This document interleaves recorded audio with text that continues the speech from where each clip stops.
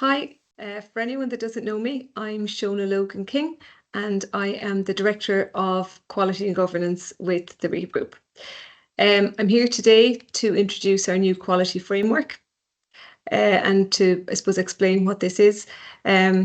We often describe ourselves in Rehab Group as a provider of very high quality services, and it's a source of pride for us. It's also a strategic priority, but it's also something that sets us apart from other organisations.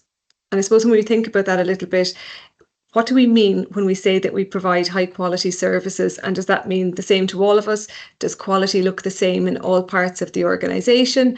And how then do we identify when we might have to do things better or differently? So we developed this quality framework to help us all internally in the first instance to have a common language around quality, but also to give reassurance to people using our services, to their families, to our funders, to prospective students or prospective service users. In some parts of the organisation, we are guided by external standards or regulations such as HICWA, QQI, the National Autistic Society is a more recent one. And they're all a really important part of the overarching quality picture, but they're not the full picture in themselves. So this quality framework has pulled together all of those pieces so that it's really clear to see where they fit. But more importantly, we've defined what the domains of quality are within the Rehab Group.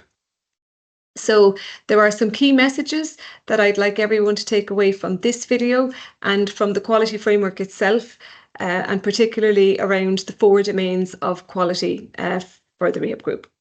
So when we think about those, we need to continually ask ourselves, are our services safe? That's the first one.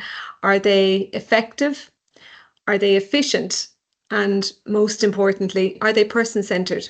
And then we need to think a little bit about what each of those things mean. So when we talk about safe services, in the first instance, we're thinking about things like health and safety, and we're also talking about safeguarding people from abuse. And health and safety doesn't just relate to the people using our services, it also relates to our staff teams, people coming on site. Effective then relates to the extent to which our services are meeting the needs, the wishes, the goals and aspirations of people using our services. It's where we look at things like outcomes and impact and maybe some of the less tangible elements of their experience.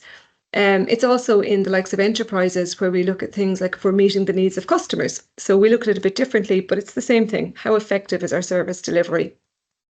Efficiency then is around how well we use our resources. Is it the most efficient way possible?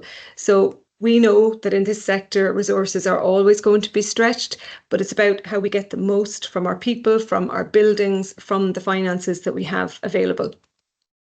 The last domain then, the 4th domain, is around person-centeredness.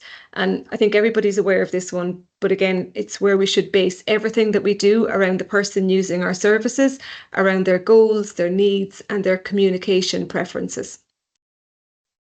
So they're the 4 domains. The other piece that you'll see running throughout the framework is around continuous improvement. So we always want to learn. When things go wrong, we want to learn from that. We want to make sure things don't happen again. But even when things don't go wrong, we should always be looking to see how we can do better. Is there a different way of doing things? And this is always with a view to providing the best service and the best support possible. So I'll ask everyone to remember our 4 domains of quality and to start thinking about these in everything that you do. So in our day-to-day work, are we providing a safe, effective, efficient and person-centred service? How do we know that? How are we measuring that? How are we demonstrating that? And are there any opportunities or ideas to do things better or differently? So we can do that as our teams. We can do that by ourselves. We can do that more broadly. We'll be publishing the quality framework on SharePoint, so I'd really encourage everyone to read it. We've started looking at how we can implement and embed the framework across the organisation. We will be focusing initially on some projects around leadership at every level and outcome measures, because we'd really like to be able to see the impact of services on each person's quality of life. I'd really like to hear about any quality improvement ideas or initiatives that you have in your service or across support functions. And if you have any ideas for quality improvement that you think we should look at, I'd like to hear that too.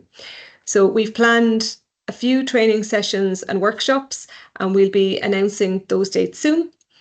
So I think that's it. So thank you all very much for listening, and I look forward to linking in with teams around the country over the next few months. Thanks so much.